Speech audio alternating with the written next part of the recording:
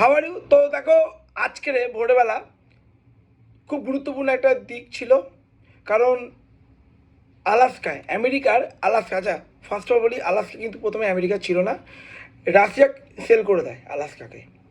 ঠিক আছে, কারণ কদিন আগে যখন আলাস্কা মিটিংয়ের কথা যাওয়া হচ্ছিল, তখন ডোনাল্ড ট্রাম্প নিজেই জানতো না যে আলাস্কা ইউএসএতে, আলাস্কা উপরে যে রাশিয়া।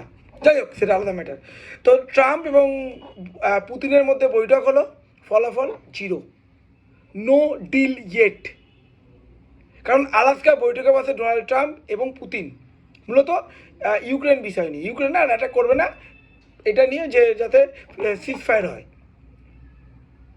তো আলটিমেটলি দেখো, রাশিয়া, দেখো ইউক্রেন কী করেছিল, ইউক্রেন প্রথম দিকে ন্যাটোতে যোগদান করার ইচ্ছা প্রকাশ করে, আর ন্যাটো, আর ইউক্রেনের পাশেই তো রাশিয়া, রাশিয়ার একটা সোভেরেনিটি বা রাশিয়ার জন্য বিপজ্জনক, ন্যাটোর ইতিহাস সবাই জানো। তো সেক্ষেত্রে অনেক রাশিয়া অ্যাটাক করলো, ঠিক আছে, এবং এখন যুদ্ধ প্রায় এখনও ক বছর চলবে কেউ জানে না, এবং রাশিয়া অনেকটা অংশ দখল করে নিয়েছে, ক্রিমিয়া টিমিয়া, বড় বড় শহরও বলতে পারো। ঠিক আছে, অবশ্যই ইউক্রেনও দিচ্ছে, ডিফেন্স করছে। তো যাই হোক, প্রায় 3 ঘন্টা ধরে বৈঠক হয়, কিন্তু ফল কী আর রেজাল্ট কী আর শূন্য। কিন্তু এটা ট্রাম্প বলেছে যে এই মিটিংটা সাকসেসফুল ছিল। ইউক্রেনে কী ইস্যু ছিল? দেখো, ইউক্রেনের ইস্যুতে একমত নয় ডোনাল্ড ট্রাম্প এবং পুতিনের দাবি সমঝোতা খুঁজে পাওয়া যাচ্ছিল, কিন্তু শেষ পর্যন্ত তা অধরাই হয়ে গেছে। ট্রাম্পের দাবি উল্লেখযোগ্য অগ্রগতি হয়েছে, কিন্তু স্বীকার করেন চুক্তি, চূড়ান্ত চুক্তি এখনও স্বীকার করেনি। তাহলে দেখো, আবার এদিকে ইউএস বলছে, কেমন দেখো কি কীরকম ফরেন পলিসি ইউএসএ কে জানে। এখন ইউএস বলছে যে যদি মিটিং যদি সাকসেসফুল না হয় আমরা আরও ট্যারিফ বসাবো, কিন্তু কিছুই হবে না।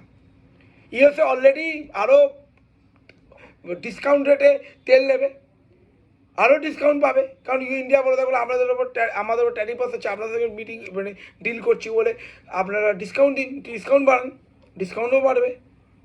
এই সমস্ত জিনিস, ইরাক থেকে তেল অনেকটা বন্ধ করে দিয়েছে, কারণ ভারতেরও অতীতে শুল্ক চাপিয়েছে ট্রাম্প, কারণ ছিল রাশিয়া থেকে তেল কেনা।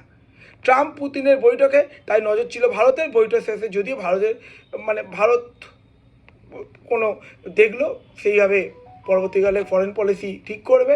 তো কিন্তু এই নেক্সট ফার্দার কী হয়, লেটস সি। আলটিমেটাম কি দেখো, রাশিয়ার কিন্তু কূটনীতি যুদ্ধ জয় হলো, কূটনীতি ডিপ্লোম্যাটিক উইন হলো। ঠিক আছে, কারণ আমেরিকাও বেস করে কিন্তু ইউরোপ ব্যান করেছিল রাশিয়াকে। Thank you.